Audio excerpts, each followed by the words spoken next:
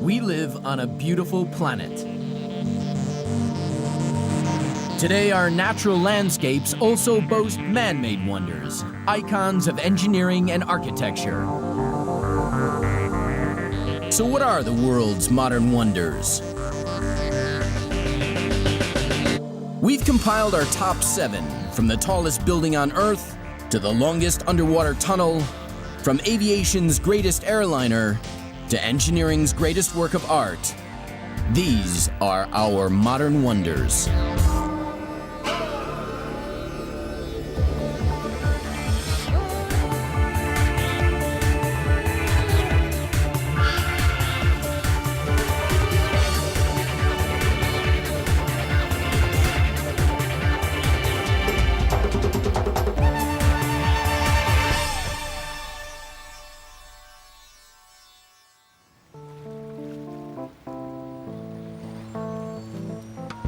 The great engineering achievements of the modern world are more than purely functional. The visionaries who dreamed up their imposing shapes fused art and science to create structures of dramatic beauty. Our bridges, dams, and skyscrapers dominate our landscapes, as the pyramids dominated those of ancient Egypt. They are testaments to the creative genius of humankind. In the next 2 hours, we tunnel under, climb up, jump off, and fly with the greatest marvels the modern world has to offer.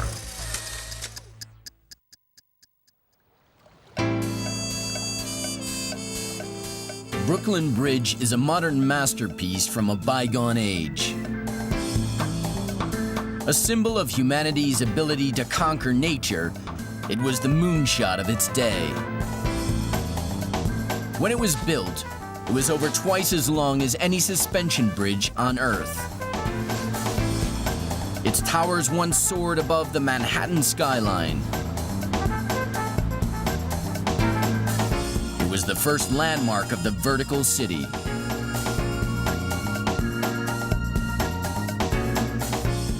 Yet a mysterious disease struck its workforce during construction and paralyzed its chief engineer.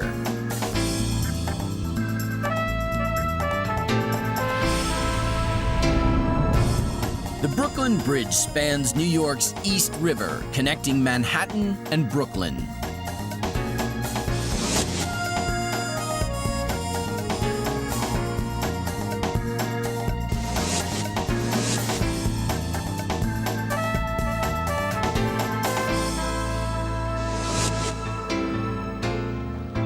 The Brooklyn Bridge is an immense and complex structure.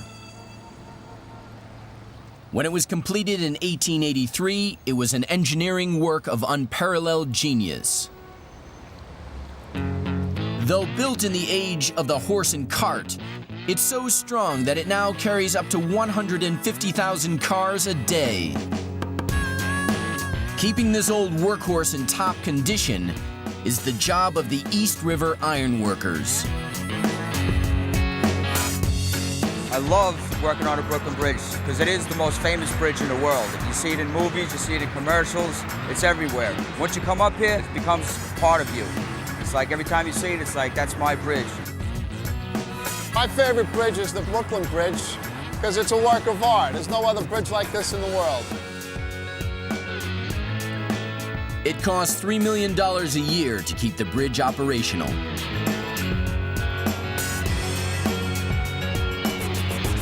Today, the task is to reseal the joints on the cables. There's no way I could ever sit behind a desk, drive a bus, a cab. This is the best job in the world.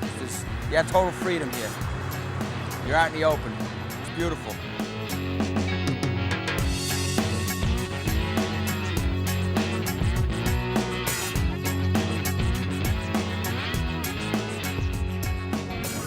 I feel a special kinship for this bridge because my great-grandfather had worked on it as an iron worker when it was being built. I'm a 4th-generation iron worker now. When construction began 4 generations ago in 1870, many thought the bridge would never be completed. Over 1.25 miles long in total, the main span measures 1,600 feet. The Gothic towers stand 272 feet above the river. They hold the main cables, which in turn support the roadway.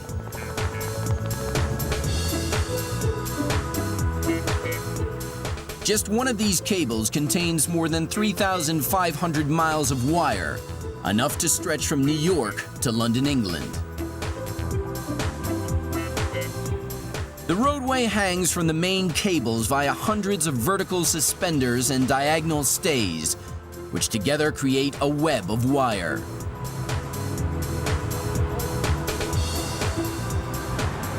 The bridge was designed to be robust enough to cope not just with the traffic of the time, but the traffic of the future.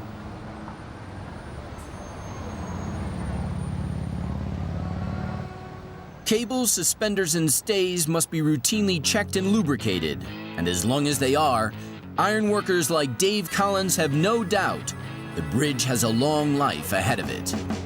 I have no doubt that this bridge would probably make 500 years. I guess it's carrying about 20 times what it was designed for.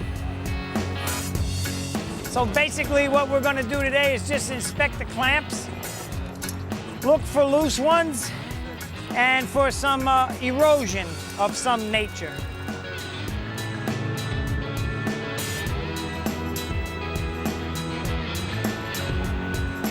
Yeah, these look pretty good. These are not bad at all. They're pretty tight. It doesn't look like there's any erosion. I'm very comfortable here. Basically, it's like a second nature built into me where I'm comfortable climbing around.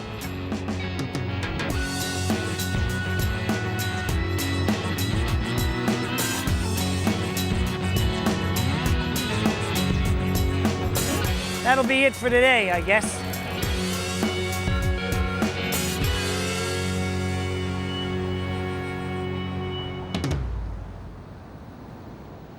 Today, 10 bridges cross the East River. But Manhattan and Brooklyn used to be separate cities, divided by the water. Barbara Milstein is a historian of the Brooklyn Bridge at Brooklyn Museum of Art. There was no way to get off the island, except literally by boat or swim across, which people did do occasionally. Until the brilliant John Roebling burst onto the scene with plans for a suspension bridge twice as long as any other in the world. Tragically, in 1869, he was killed while surveying the proposed site. His son, Washington, took over the project.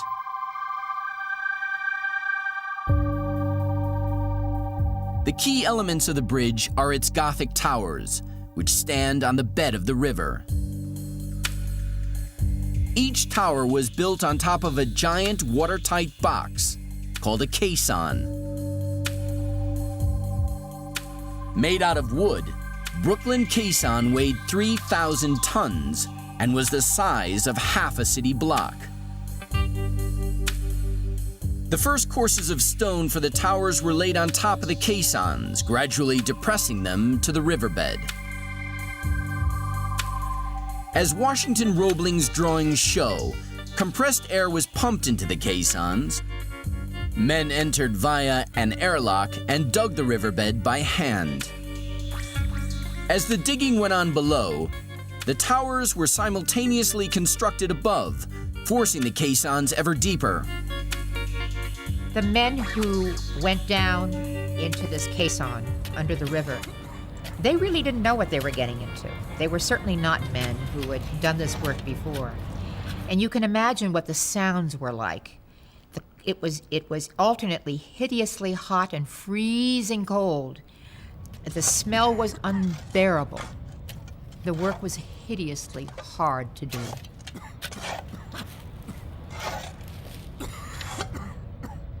Several men died from a mysterious illness known as Caisson's disease.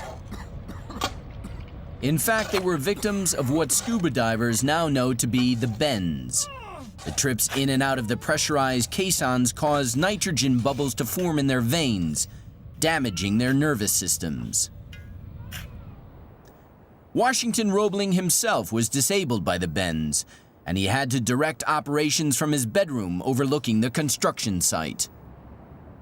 It took over a year to complete the foundations. The men left the caissons for the last time, and they were filled with concrete.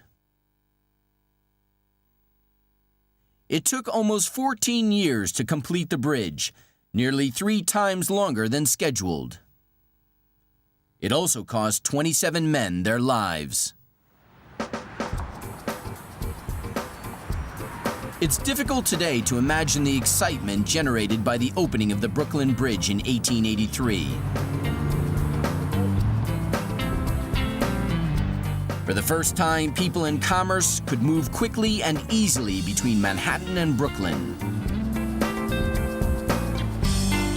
The two separate cities began to merge into one Big Apple. After the building of the Brooklyn Bridge, New York began to grow by leaps and bounds, by super speed. It was incredible, the development of the city. And thus, New York became one of the great cities of the world.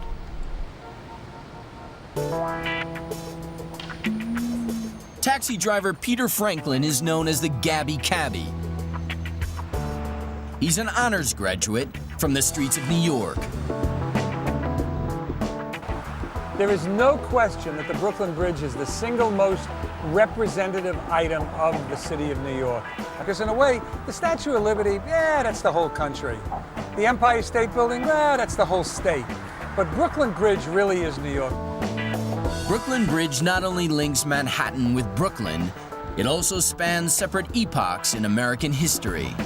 When they started it, it was the Old West, cowboys and Indians, wagon trains and all that.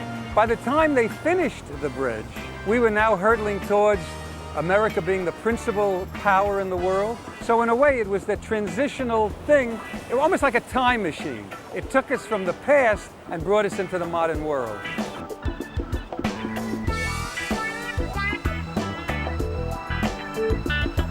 When the Brooklyn Bridge was first completed, there were a lot of people who were afraid to walk across it.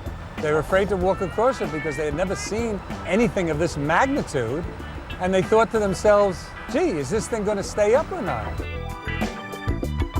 Despite the fears, over 150,000 people turned up to walk across the bridge on the day it opened. As a matter of fact, on the first day, I understand they charged 1 cent for people to walk across. On the second day, realizing they had a good thing going, they charged 3 cents. And if that doesn't sum up businessmen of New York, I don't know what does.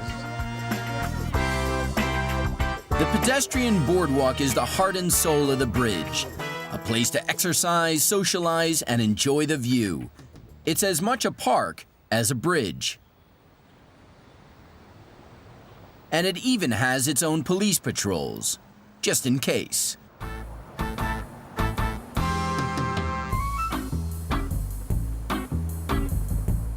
The bridge, I think it brings a lot to the city because both Brooklynites and Manhattanites utilize the bridge on a daily basis, along with tourists from the United States and from all over the world.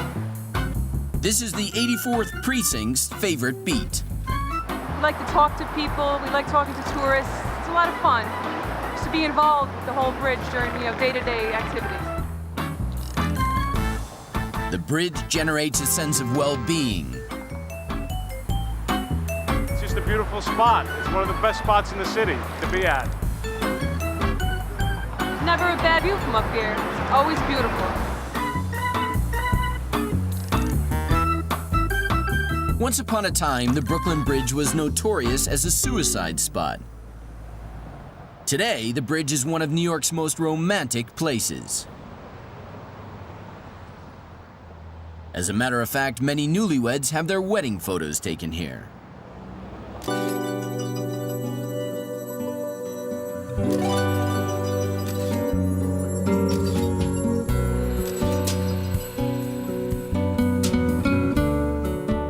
John Roebling never lived to see the bridge he designed. But his vision ensured that it has flourished for well over 100 years. Brooklyn Bridge remains one of the main arteries of New York, the world's greatest city.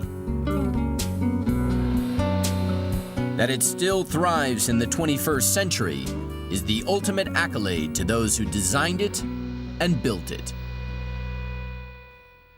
Coming up, hair-raising stunts atop the world's tallest building.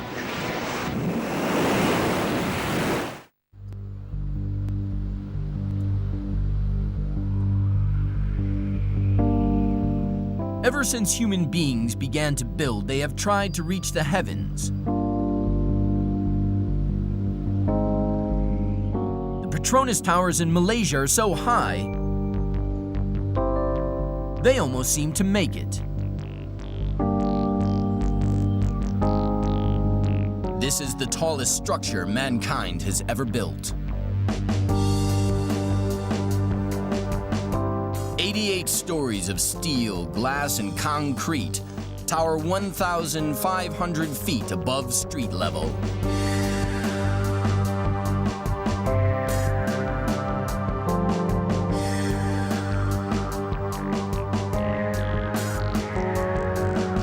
And this is what it feels like to jump off it.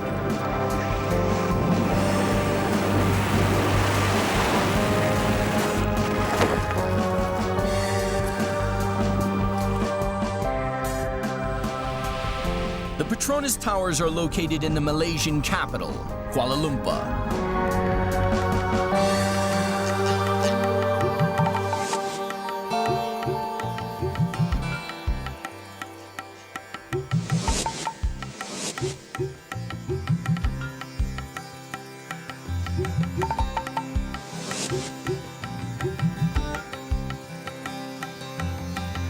The Petronas Towers are the headquarters of Malaysia's national oil company.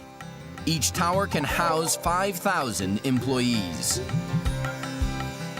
The towers are cloaked in 170,000 square yards of stainless steel and tinted glass. When the sun shines, they sparkle like tropical diamonds. They fill with light like cathedrals of old. There is a 6-story shopping center and even an opera house.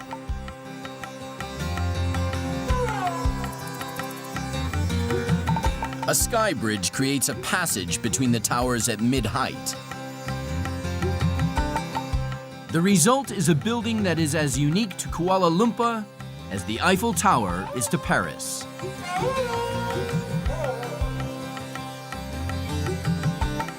Keeping this Asian jewel shining is an endless task for a small army of cleaners, from the very bottom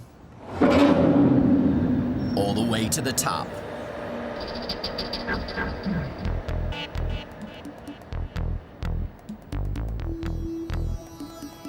The Petronas Towers have 32,000 windows, and each one is cleaned by hand.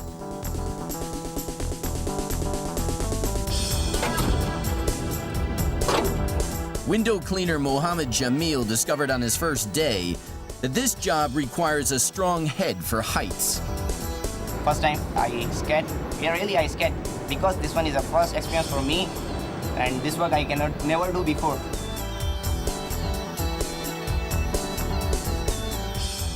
Even the wet sponges must be tied on. From this height, one would hit the sidewalk with the force of a falling brick.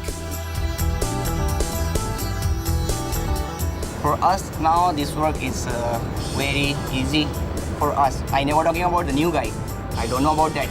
So approximately we finish one tower within 4 months or 5 months.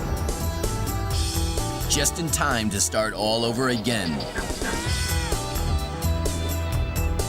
This is one window cleaning job that's never done.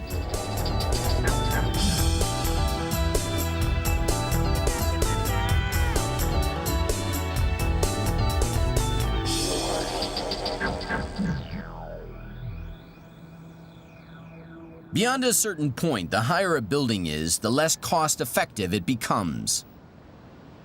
As the Petronas Towers structural engineer points out, building the world's tallest involves ego as well as economics.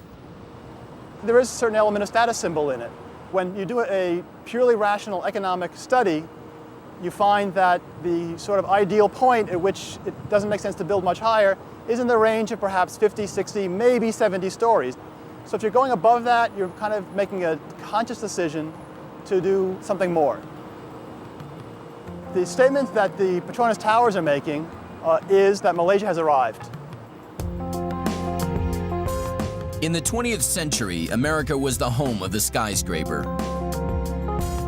But in the 1990s, the race for the sky shifted eastwards to the fast-growing economies of Asia. The Petronas Towers would proclaim that America no longer went unchallenged. Arleta Arif has been a key figure in the project since day one. When we started, we didn't know we were going to build a very tall building, certainly not the tallest building in the world. Our intention was basically to build a beautiful building, one that would put Malaysia really in the world map, and one that symbolizes what we think we are able to achieve. But the winning design featured towers that would be just 50 tantalizing feet shorter than the Sears Tower in Chicago, the world's tallest building at the time.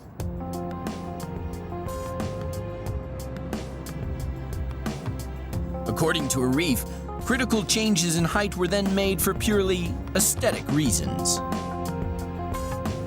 The buildings had a shorter pinnacle when it was first designed. It was suggested that perhaps by increasing the length of the pinnacle, the building would look more in proportion. And we tested out a few options.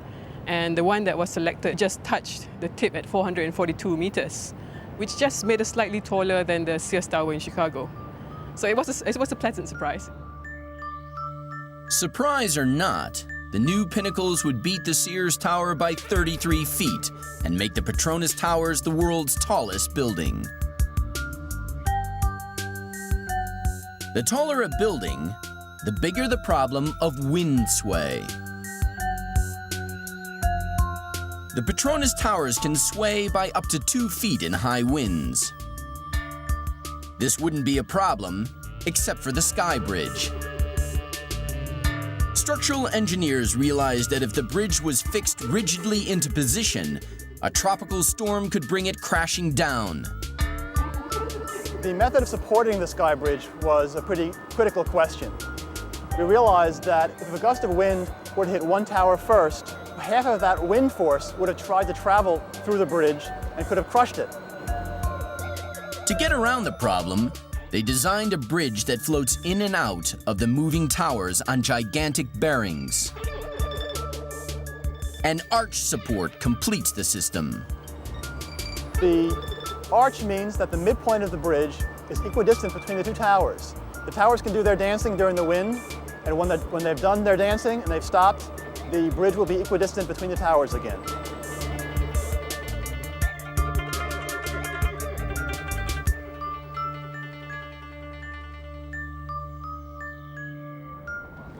High above the Sky Bridge on the 88th floor, these men are in training. They are joining the elite group who clean the pinnacle of the building, its spires. These students are used to working from a window cleaning gondola, but that's child's play compared to where they're going. To clean the spires, they must become experts in rappel, also known as abseiling. They think they've got a strong head for heights.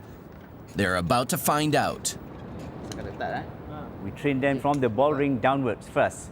That is to give them the experience, not to do the cleaning, but just to get them acclimatized to the situation, to have the feeling of what it is like to go out of the tower.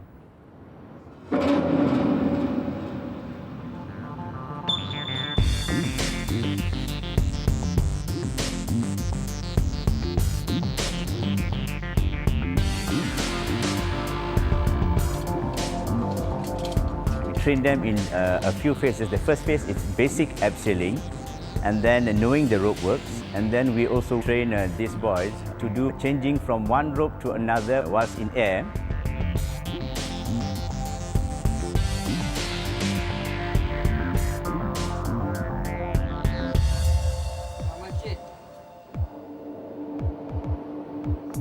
we prepare these boys mentally and spiritually to battle on top of the spire.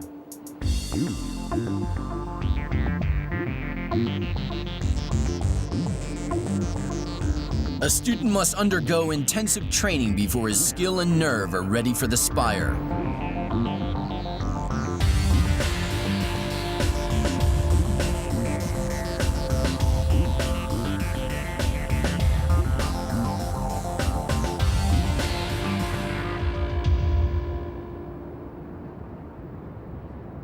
The Petronas Towers are like a vertical city, and getting thousands of inhabitants up and down the 88 floors safely and quickly was another challenge.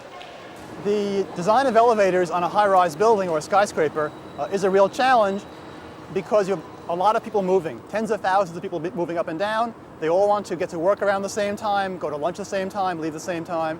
So you can end up with a huge backup. People have a limited tolerance for waiting. 30, 40, 50 seconds begins to seem like a very long time. Office worker Raz Azaya Mohsin waits in the lobby for the first elevator of her journey to the 83rd floor. Top executives, however, don't have to wait at all. They have the option of leasing an elevator for personal use. I'm almost there. Can you bring the lift down to the lobby, please? As he enters the building, his private elevator is already waiting to take him to the 86th floor. Raz's is only just arriving.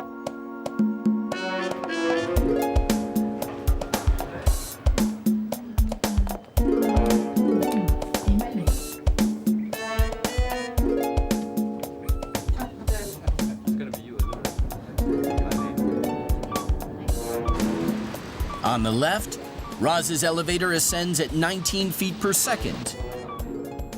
On the right, the executive climbs much faster, so fast that he must equalize the pressure in his ears.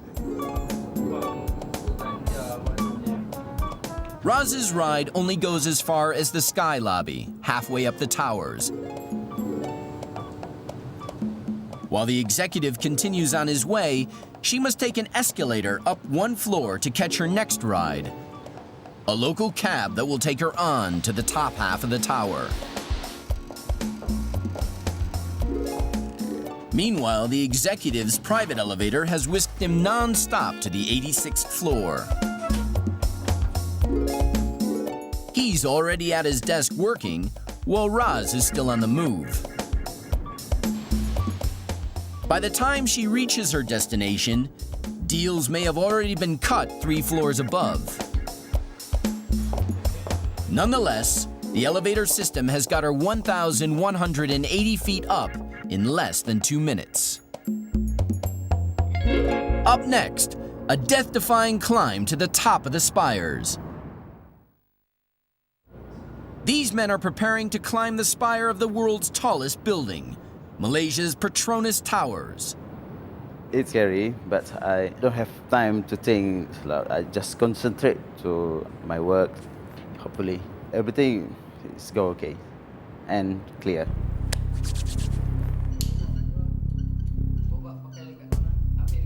Ismail is wearing a video camera strapped to his helmet to chronicle the climb. If he makes it, no camera will have been higher on any structure on Earth.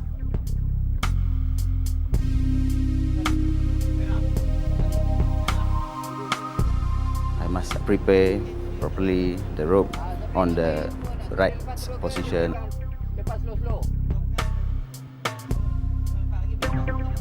Ismail climbs the spire first to fix the rappel ropes. If he makes a mistake, his student will fall.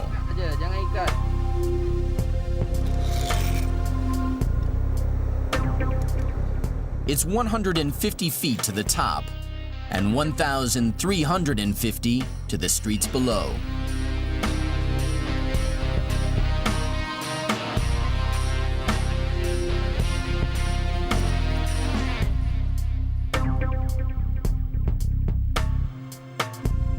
The wind can gust at up to 70 miles per hour at this height. The spire can sway by several feet.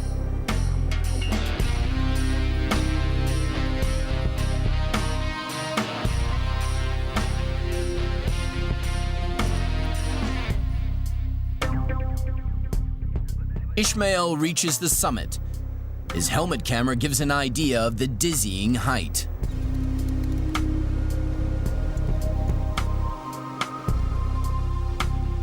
With the rope fixed, the trainee begins his ascent.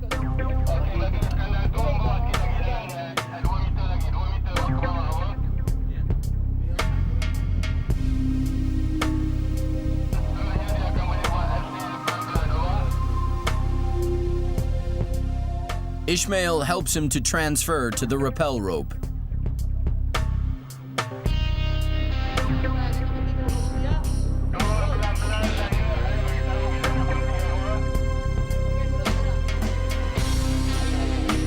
This job is so dangerous that the spires are cleaned only once a year.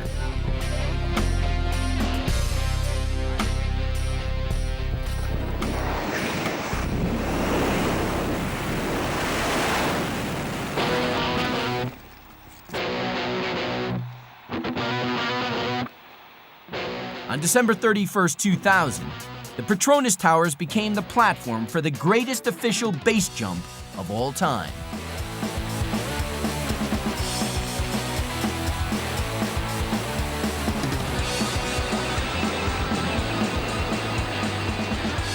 "15 daredevils from around the world leapt into a new millennium and straight into the record books."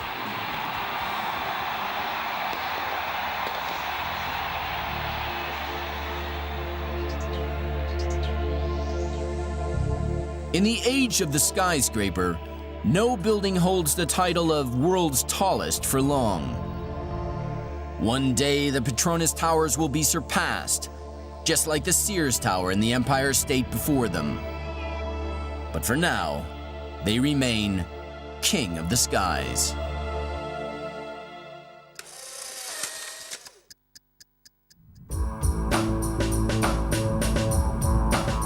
Concorde is the greatest civilian aircraft ever built.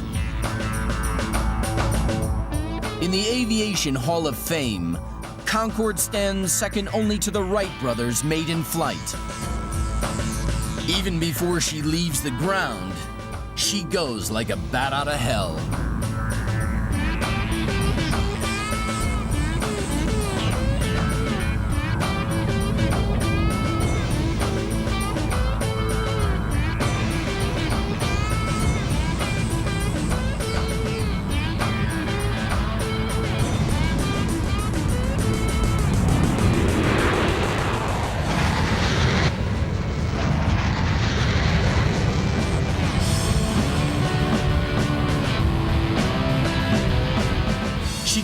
At twice the speed of sound, faster than the Earth rotates. Take off from London in the evening, and you can watch the sun rise in the west. Concorde has been flying for over 30 years, but she's so far ahead of the pack, she's out of sight.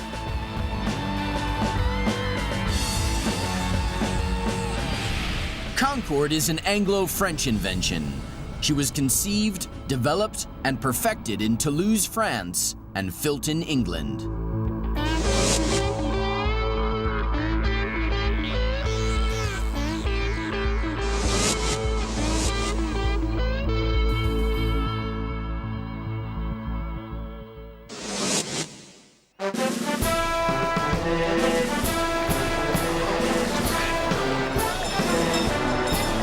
Tuesday, June 4th, 2002. 50 years ago today, Elizabeth II was crowned Queen of England.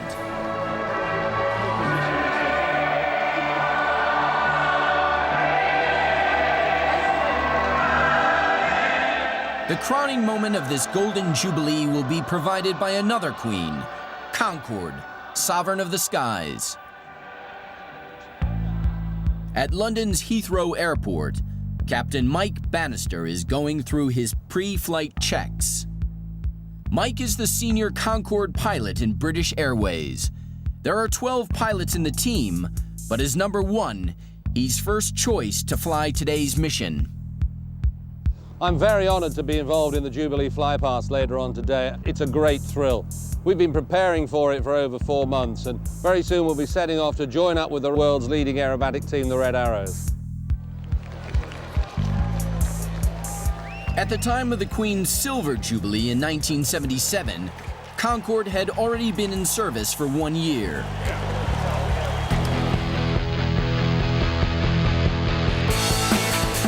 Remarkably, a quarter of a century later, she is still the world's only supersonic airliner.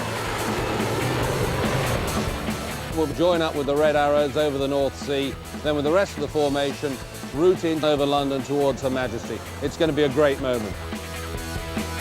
Concorde is a fantastic airplane to fly. She handles so beautifully. She's so responsive that she's the perfect airplane to fly in formation.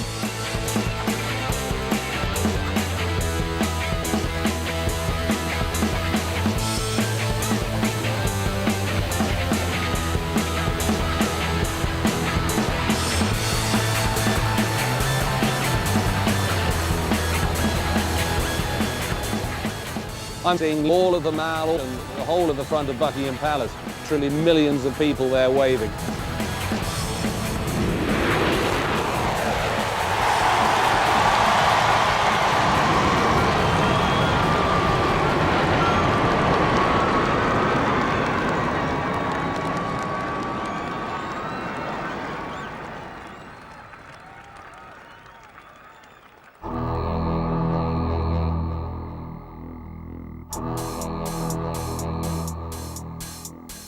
When she made her maiden test flight from Toulouse, France in March 1969, Concorde was decades ahead of her time.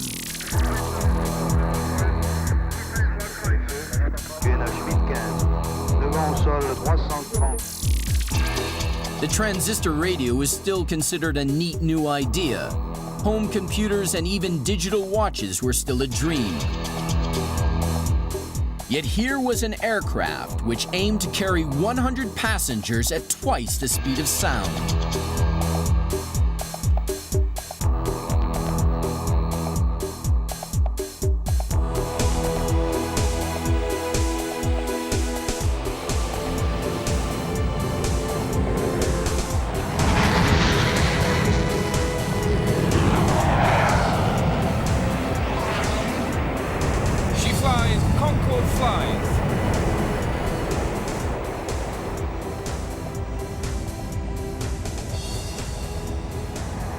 Concorde first smashed through the sound barrier in a test flight on the 1st of October, 1969.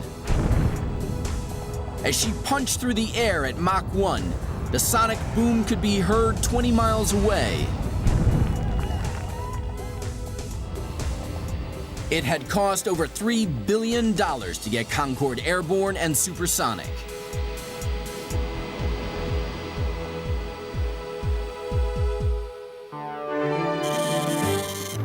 The 4 engines each provide 38,000 pounds of thrust, the equivalent of 6,000 family cars. Concorde is the only civilian aircraft that has afterburners. When lit, they give 20% extra thrust. The air intakes slow the speed at which the air hits the engines from 1,500 miles per hour to just 500 within their 11-foot length. The Gothic wing is sculpted from aluminum. There are no joints or welds. The Delta wing allows Concorde to take off and land at low speed, yet still fly supersonic. The trademark nose can drop by 12.5 degrees. Concorde has a high angle of attack on takeoff and landing. If the nose were fixed, the pilots would not be able to see the runway beyond. After the break, land before you leave on Concorde, the supersonic time machine.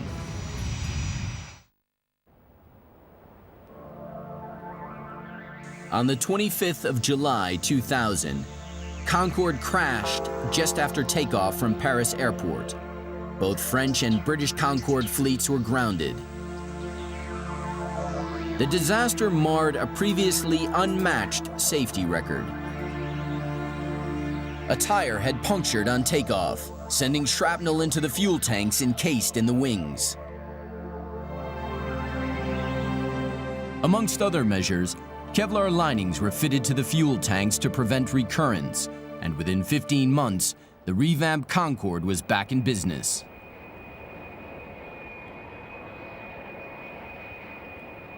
Concorde now flies 3 times a day from London and Paris to New York.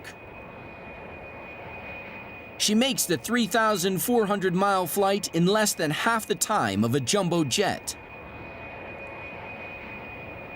She does it thanks to a series of engineering miracles.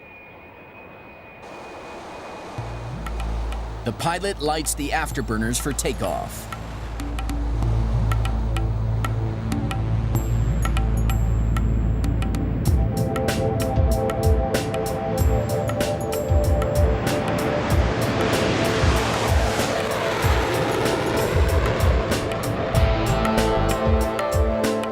The nose is raised and the afterburners are switched off. Concorde won't go supersonic until she reaches the Atlantic, 150 miles to the west. Hello, ladies and gentlemen, cruising along now, 26,000 feet and just under the speed of sound. We're estimating arrival in New York just over 3 hours from now, touching down around 10 minutes past 9. Over the Atlantic, the pilot can really open her up. The afterburners are relit, and Concorde slips effortlessly through the sound barrier. You would just go gently through the speed of sound, and you'd know you're through the speed of sound, because as the shock waves start to form, all the pressure instruments give a slight kick, and you know you are truly supersonic.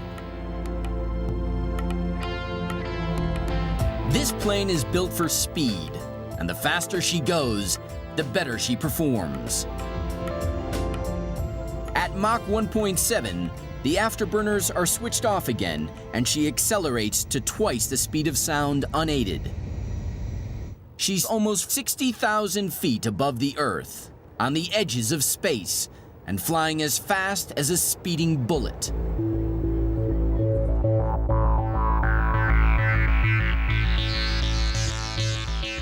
Having beaten the sound barrier, Concorde must now beat the thermal barrier.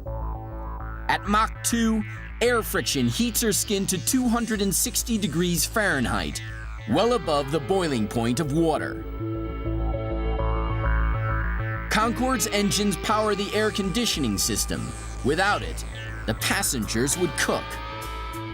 As the plane heats up, she actually lengthens by up to a foot. Fortunately, the designers thought of that, and throughout the aeroplane there are areas where the aircraft stretches. Only one of those is noticeable, and that's on the flight deck.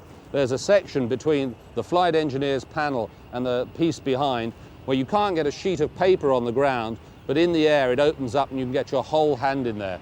There's an apocryphal story about one of the early pilots putting his hat in that gap in supersonic flight. When he came down and landed, he couldn't get it out. At this speed and height, jet fighter pilots must wear pressure suits and oxygen masks. Yet Concorde's passengers and crew need no special apparatus. It is the ordinariness of the ride that makes her so special. If you think about it, you're flying at twice the speed of sound on the edges of space, and the passengers are sitting there in total comfort in their shirt sleeves, drinking champagne and eating caviar in a completely normal environment, and that is one fantastic achievement. In 1996, Concorde made the transatlantic flight in record time, 2 hours, 52 minutes, and 59 seconds. That's an average ground speed of over 1,200 miles an hour for the entire flight. New York is 5 hours behind London time, and as the flight takes less than 3.5 hours, Concorde lands before it leaves. Concorde is a time machine. She's a great airplane to fly from a pilot's perspective and a fantastic airplane from a customer's point of view. And nothing else offers you the opportunity to buy back time, to travel faster than the Earth rotates, to literally arrive before you leave. 30 miles out from New York, The pilot lowers the nose cone ready for landing.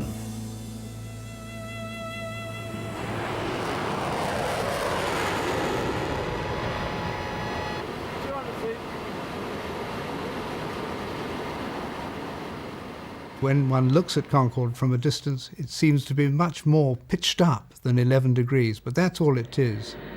And then, of course, you touch down gently on the runway, reverse thrust, another roar from the engines, and you come to a stop. Concorde may be over 30, but she's still turning heads. Concorde is a piece of 20th century sculpture. It's a fusion of art and technology. And it looks so beautiful, it looks so right. It just captures people's imaginations. She is likely to be over 50 years old before another supersonic airliner comes along. Perhaps it's a case of being unable to improve on perfection.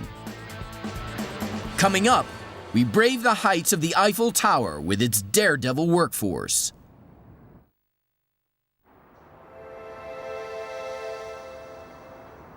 The Eiffel Tower is Europe's most recognizable landmark. This metal obelisk is a shrine to the engineering brilliance of the 19th century.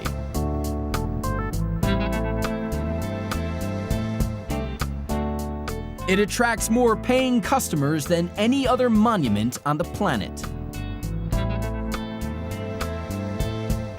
When built, it was twice as high as any structure on Earth.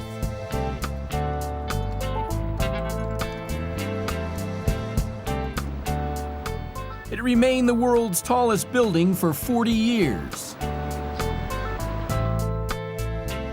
Incredibly, the tower was erected as a temporary structure and was nearly demolished almost a century ago.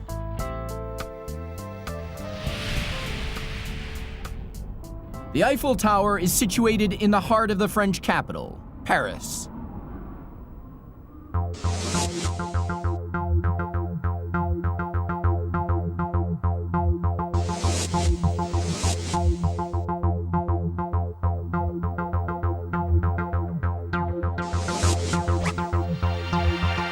The Eiffel Tower has graced the Parisian skyline since 1889, the centennial of the French Revolution. That year also saw Paris host the World Fair, an international celebration of science and technology. The French government wanted an engineering masterpiece to honor the events, and it got one.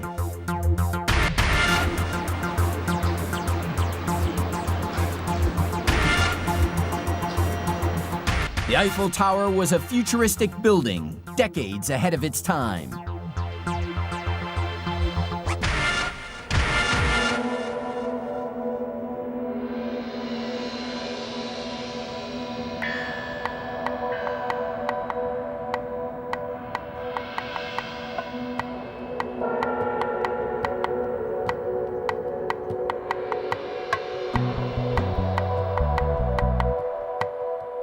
These men are sky painters.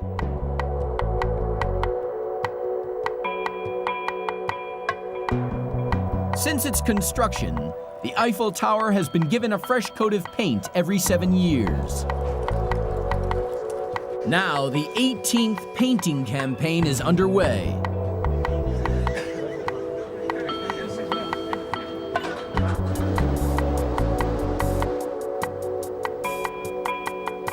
The crew is working just below the 3rd floor, almost 1,000 feet above the ground.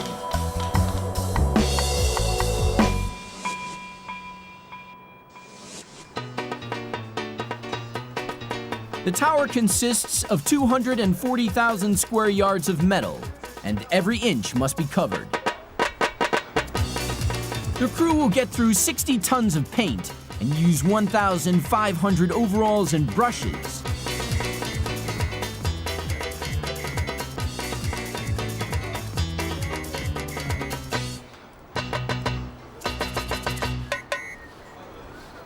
the years, this Iron Lady has worn different colored coats. When she was first built, she wore Venice red. Altogether, she has been 6 different colors.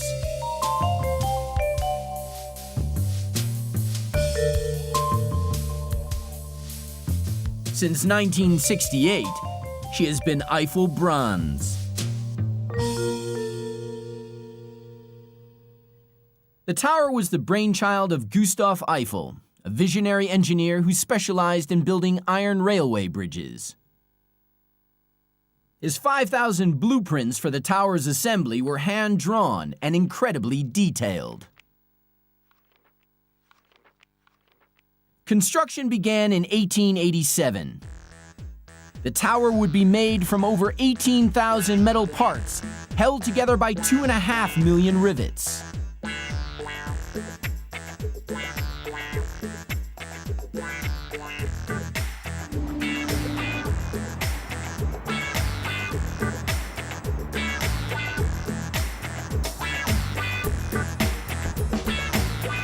It took just 100 ironworkers to assemble the tower. To the Parisians watching from the streets below, they were virtually invisible. Seen from the ground, when you could see about 80 people spread on that surface at 50 meters, it looks like ants you don't see anymore. So people had the impression the whole thing was going up by itself.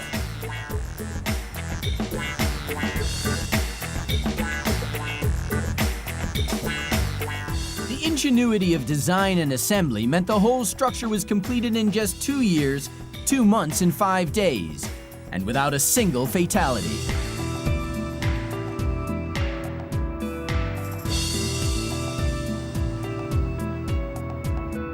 The tower is shaped by aerodynamics. It is literally sculpted by the wind. Every curve, every strut was designed to minimize the amount of wind resistance. The spaces between the iron were as important as the iron itself.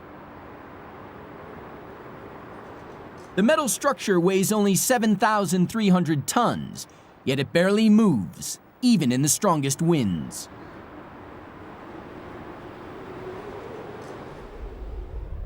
Place the tower in a cylinder, and the air inside it would weigh more than the tower itself.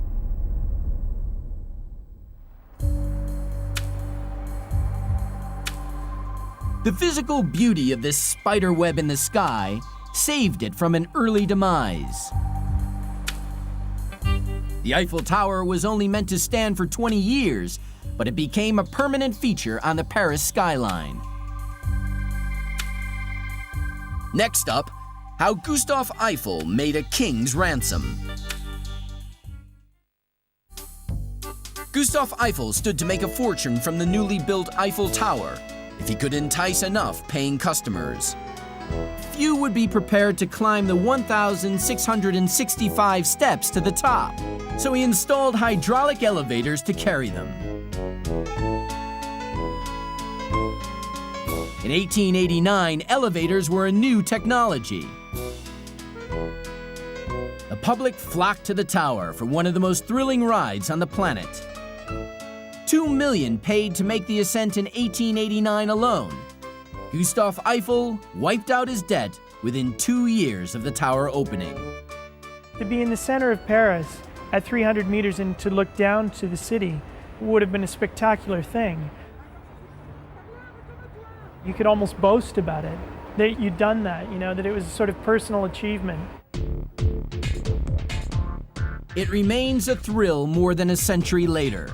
Eiffel Tower still soars above the low-rise city, giving spectacular views. More than 6 million ascend the tower each year, and the figure is rising.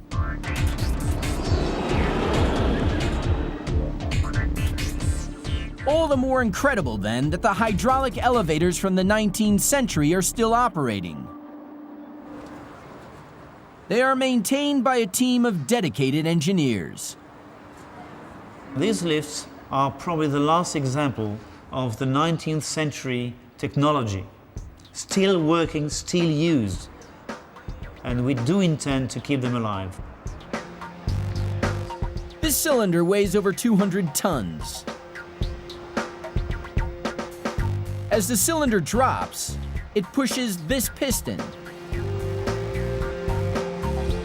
The piston pushes this trolley, which in turn pulls these cables, which lift and lower the elevator cabins.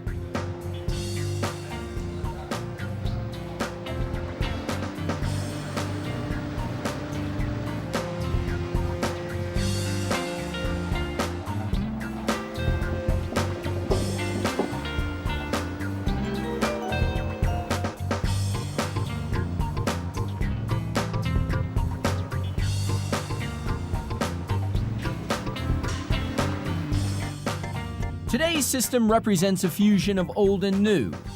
Computers control the speed of the elevators and perform thousands of safety checks every second.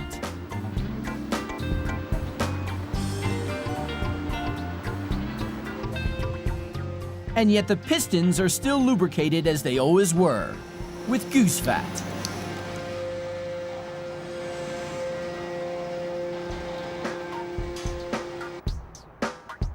How many Parisians does it take to change a light bulb? The answer is 2. But they must have a head for heights. This is the perfect lighting rig. Floodlights illuminate the tower from the inside to create the impression of liquid gold.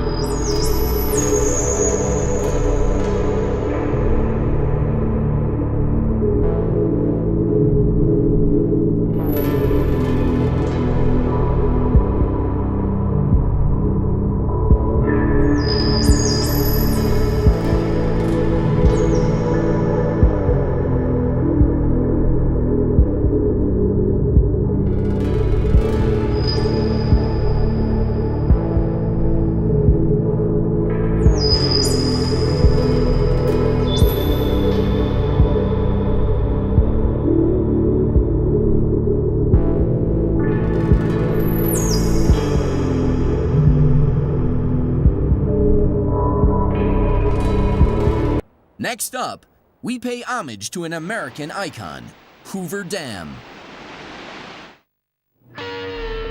Hoover Dam. An American pyramid. A concrete giant in an unforgiving desert. Building a dam, it's a lot of hard work, I gotta tell you. Many said it couldn't be done. Many died in its construction. Hoover's not just any dam, it was the first of its kind, size, magnitude. Its completion was a victory of human courage in the face of adversity. It tamed the mighty Colorado River, made the desert bloom, and changed the southwest of America forever. It's just incredible to watch and work around the power of water. Hoover Dam straddles the state line between Nevada and Arizona in the American Southwest.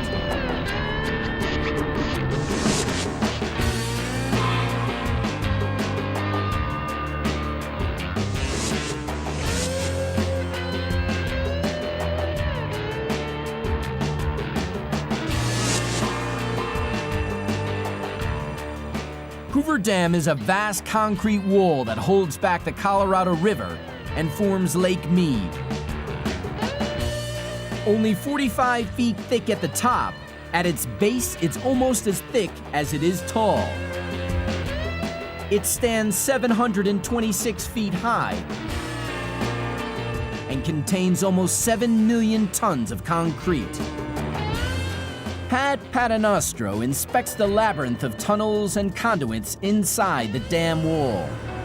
It's quite a bit of concrete. They've said you could pave a highway from San Francisco to New York with the amount of concrete is placed here. In its day, Hoover was the biggest dam ever built. It remains the largest concrete dam in the Western Hemisphere, But it is more than just a wall. It's a work of art. Ordinary concrete surfaces are transformed by Art Deco designs. There are intake towers standing 400 feet above the lake bed. Italian craftsmen applied the finishing touches, which give the dam its outstanding beauty.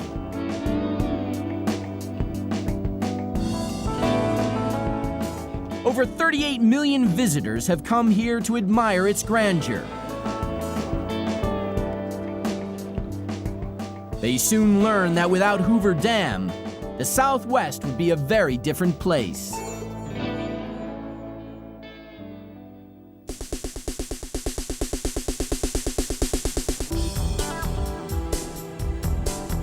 Before Hoover Dam, Las Vegas was an unknown railroad stop in the middle of the desert. The dam brought water and electricity, fame and fortune to Nevada. Vegas has never looked back. In LA, too, the population relies on Hoover for much of its power and water. The dam generates 4 billion kilowatt hours of hydroelectricity every year. Hoover's power plant contains 15 130 megawatt generators.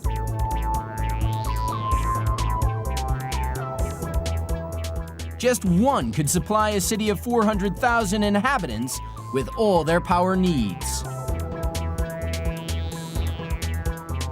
But hydroelectric power is just a commercially useful byproduct.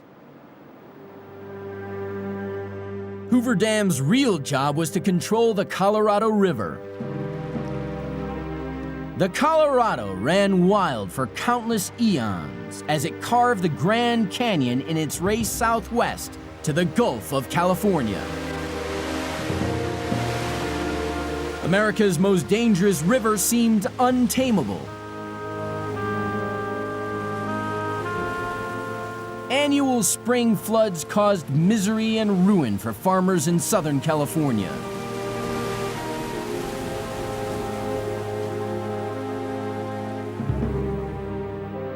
When the river dried to a trickle in the hot summers, crops withered and cattle died. Hoover Dam was conceived to control floods and store water for irrigation.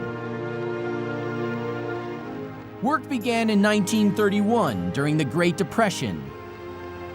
For unemployed young men like Lee Tillman, news of the Hoover Dam project was electrifying. I read in the newspaper and heard on the radio that they were going to build a big dam down on the Colorado River, and that the government was going to spend $165 million. That was a lot of money in those days, and it had a promise of an opportunity for a young man. I was 18 years old. Along with thousands of others, Lee headed for Las Vegas. He was one of the lucky ones and quickly got a job as a truck driver. I got $5 a day driving a truck down there. I could go into a grocery store and feed my family for a week on $5. So, you know, there's a big difference between, you might say, nothing and $5 a day.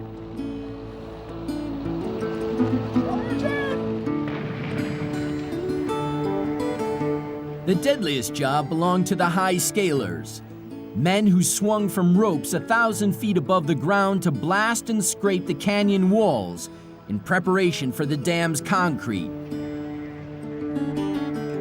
It was said that only the most desperate became high scalers. If you weren't starving, you didn't need this job badly enough.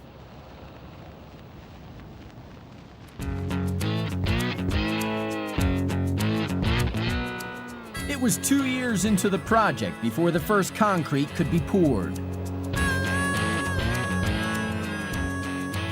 The dam wall was raised in interlocking blocks. A mountain of concrete was delivered in buckets, 8 cubic yards at a time. The concrete was poured 24 hours a day, 7 days a week, 52 weeks a year.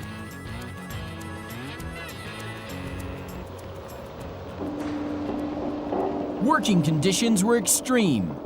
1931 was the hottest year on record. Temperatures soared above 140 degrees Fahrenheit. None of us were used to this heat that came from someplace. So there's no place like the heat was here then. The canyon was an oven. By August 1931, 14 men had already died of heat exhaustion.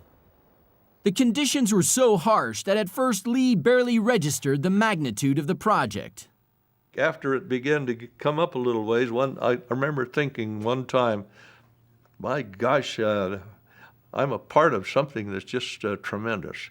And from then on, every time I'd come down, I'd see that dam seem like it'd grow a little bit every time I come down. And it was amazing. And then I really began to feel I was a part of something very important. For 2 solid years, the concrete continued to pour. Then, on the 29th of May, 1935, the job was done. 2 years ahead of schedule and under budget, an army of the unemployed had written itself into the history books.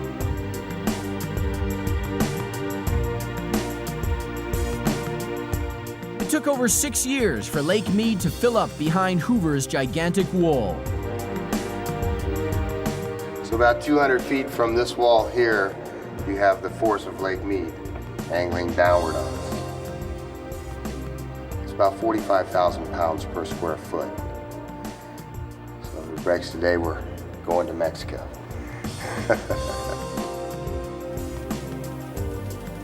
Hoover Dam and Lake Mead transformed the Southwest almost overnight. They stopped the vicious cycle of flood and drought, replacing it with a constant flow of water. Southern California became America's salad bowl.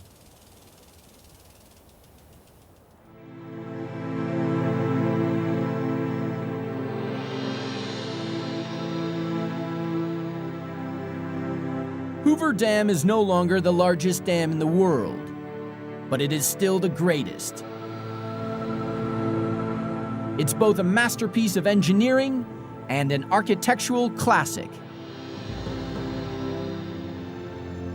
96 men died during its construction, not including those who perished from heat exhaustion. But the rest of the 5,000 overcame the heat, the danger, and the depression to produce a monument to the sheer will of humanity. Their achievement is second to none. After the break, take a ride along the Panama Canal and through its deadly Hell's Gorge.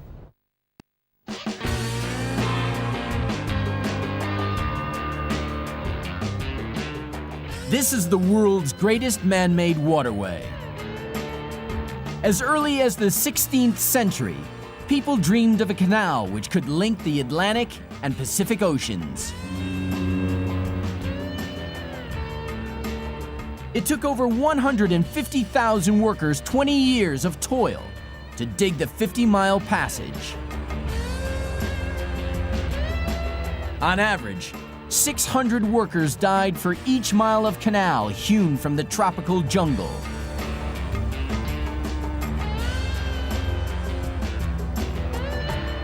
Since it was completed in 1913, almost 1 million ships have passed through the Panama Canal. Before the canal, it took 6 weeks to sail from New York to San Francisco via the treacherous seas around Cape Horn. Now it can be done in just 3 weeks. The Panama Canal crosses the narrowest part of the Central American Isthmus.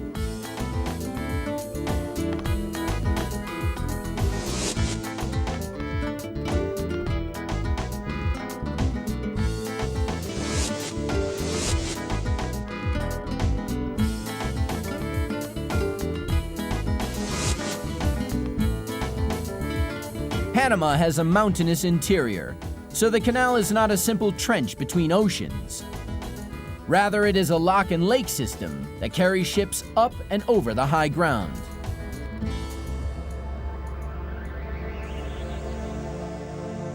The Panama Canal is an ingenious water elevator. It lifts ships 85 feet from sea level via a series of locks and then lowers them back down again on the other side.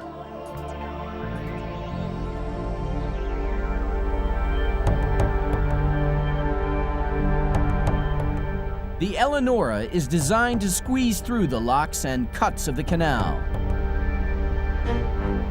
She's about the size of the Titanic. Tugboats buzz around her as she approaches the Miraflores Lock at the Pacific end of the canal. Steering a 27,000-ton ship into a narrow lock is like trying to park a juggernaut on a sheet of ice. By law, only specially trained pilots can take ships through the canal system. Stop engine. Stop engine.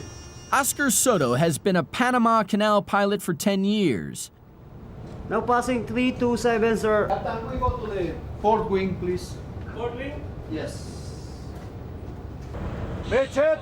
Midship! Midship! Ladder midship, sir! The Eleonora's captain must surrender his authority to Oscar while the ship is in the canal. Panama Canal is the only place in the world, so far as I know, that the pilot takes full control of the navigation of the ship. With millions of dollars as well as human lives resting on his shoulders, it's not a job for the faint-hearted. 420! Thank you! Oscar feels the shifting currents beneath his feet and watches for trouble like a hawk. Midship! We can lose the engine, we can lose the rudder. There could be a failure in the locks. So we have to be ready for everything. Dead flow ahead! A pilot must always think 2 steps ahead. The Eleonora only has inches of room on either side. Dead flow ahead!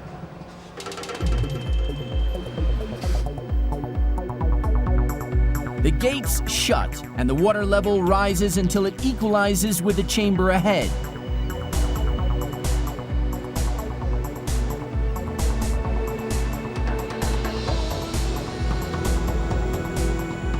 The gates open and the ship moves on.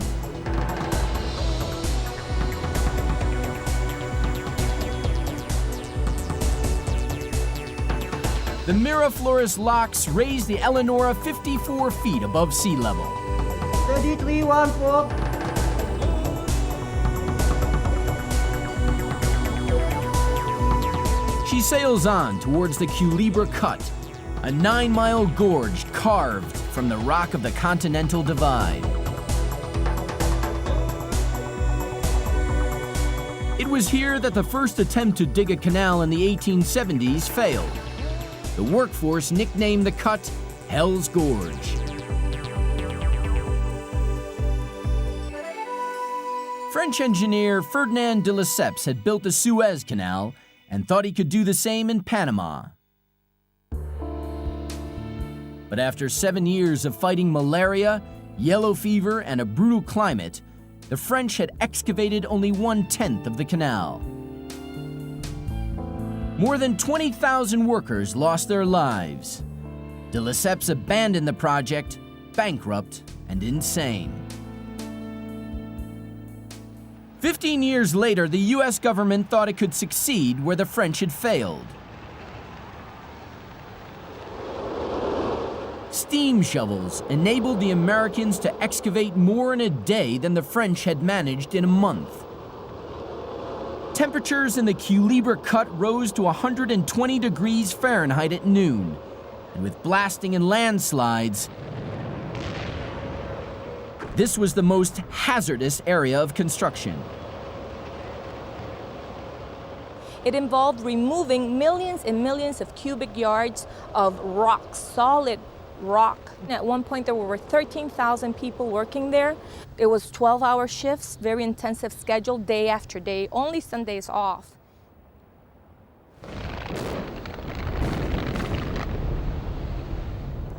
Almost 100 years later, blasting still goes on. Canal widening is part of the modernization program designed to increase the flow of traffic through the canal. 13,000 ships a year negotiate its locks and waterways at an average toll of $56,000 each. After passing through the Culebra Cut, ships sail on to Lake Gatun.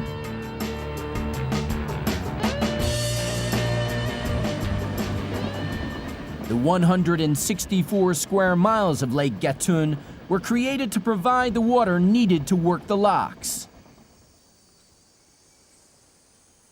The rainforest is responsible for Panama's high annual rainfall, which keeps the lake topped up.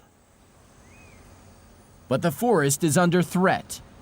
2/3 of it has been chopped down this century. If the destruction continues, the canal could be in danger within a decade.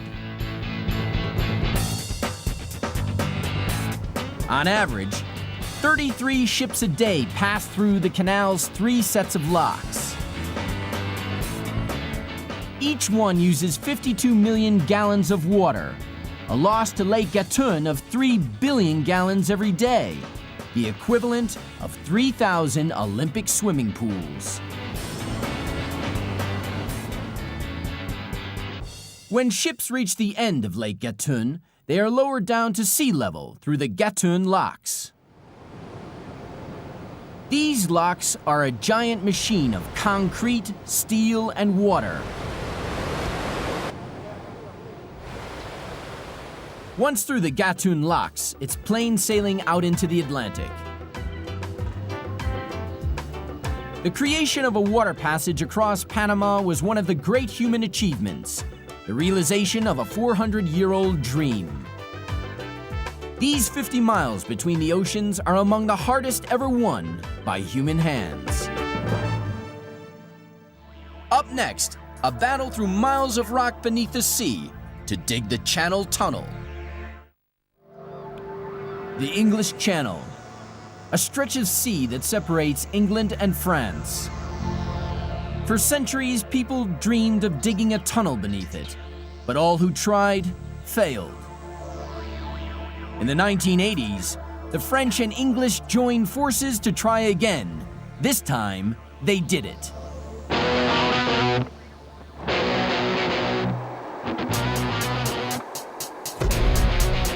13,000 workers,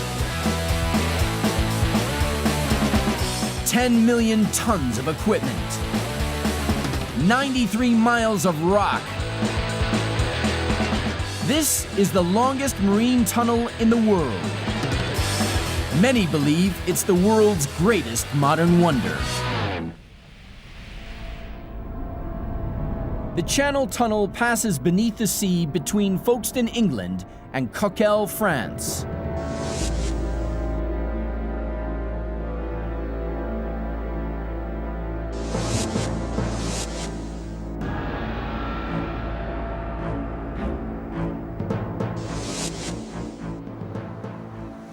Before the tunnel opened, there was only one way to get across the channel.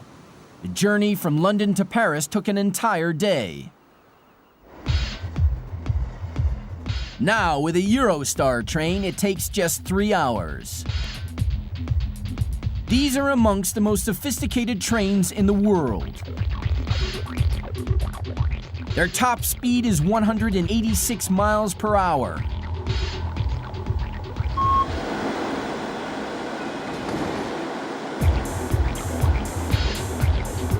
Eurostar really flies. It gets you from the center of London to the center of Paris in less time than it takes by plane.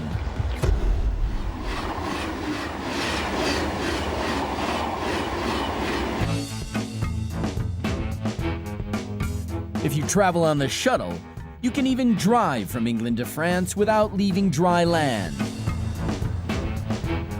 But before the tunnel opened, this man crossed from England to France on foot. The last time this happened was during the Ice Age.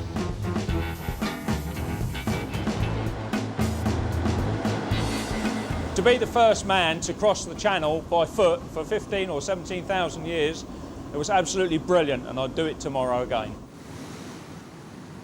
On the day in question, he was 150 feet below the seabed, 13 miles from England. French territory was just a yard away. He was one of the army of tunnel tigers who were digging the Channel Tunnel.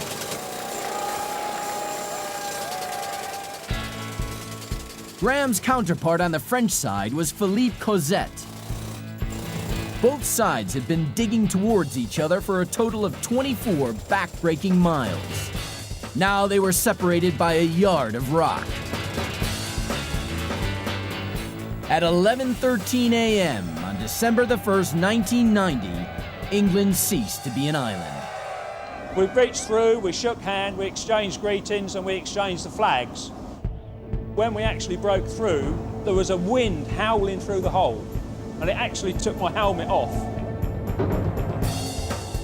The first land link since the Ice Age was finally open.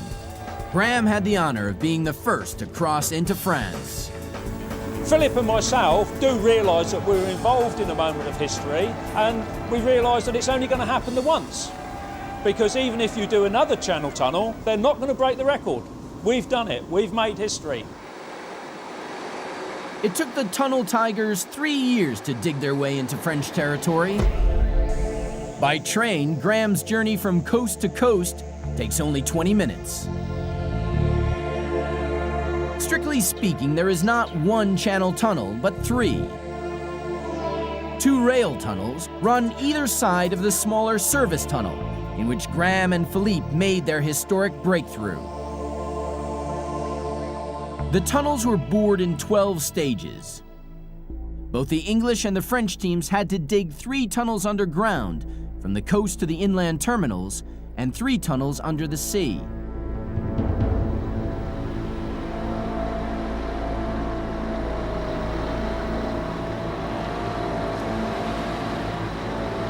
This is not Cape Canaveral, but Folkestone, England.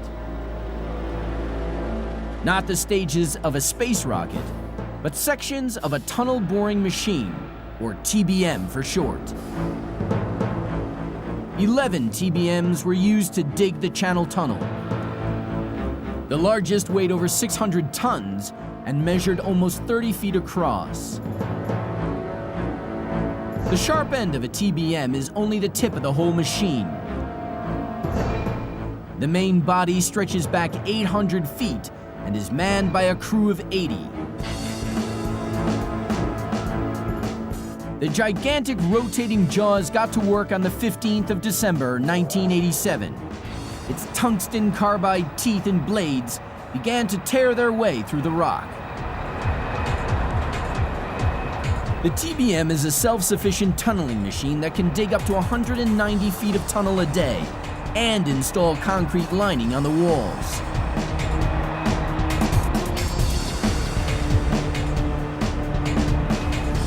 Many of the workers were veteran tunnelers, but no one had experience of anything so vast and complex. There was a lot to learn. When you start a project like the Channel Tunnel or any tunnel, the learning curve is very, very steep. And you try and climb that steep learning curve as quickly as possible to get onto an easy drive. Up next, disaster strikes as the sea pours in.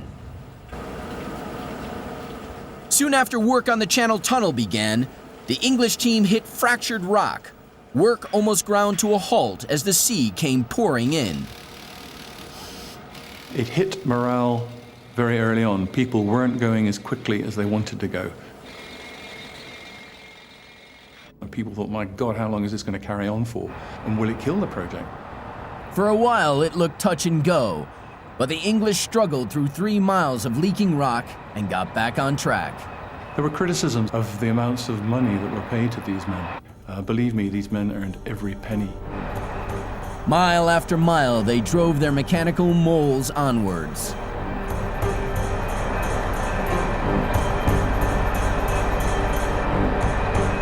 The high points came whenever one of the 12 sections of tunnel was completed.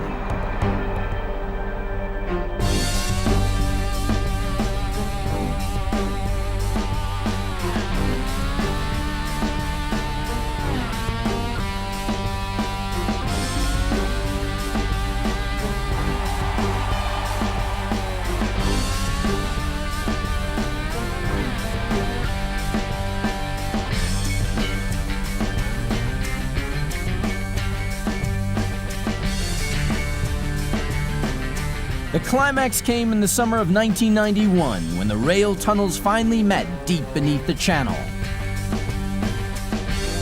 They had fought their way through 10 million cubic yards of rock. They were 2 weeks ahead of schedule and right on target. The biggest undersea drive in history was over.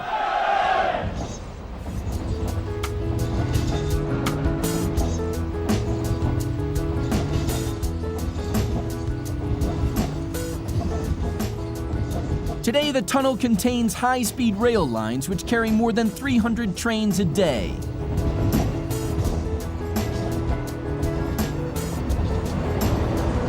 The shuttle locos are among the most powerful in the world. They carry cars and trucks, and their rolling stock are the largest on Earth.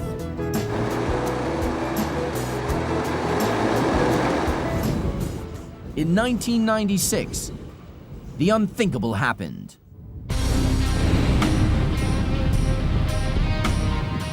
On the 18th of November, a shuttle carrying trucks from France to England caught fire. All 34 people on board escaped into the service tunnel. Service tunnel vehicles rushed firemen towards the scene and the injured away. The rail tunnel became a blast furnace, reaching almost 2,000 degrees. The train wheels fused to the track. The disaster cost Eurotunnel almost $500 million. But the safety systems worked. The service tunnel remained clear of smoke and no one perished.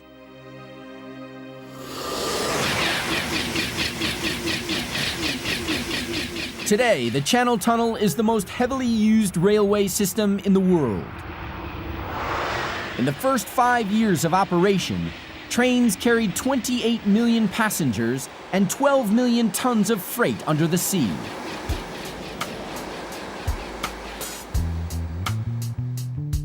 Digging the Channel Tunnel was one of the greatest engineering challenges of the 20th century.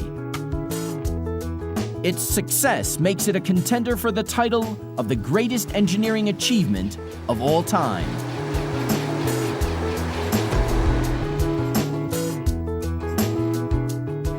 These 7 modern wonders each represent staggering victories of human beings over nature.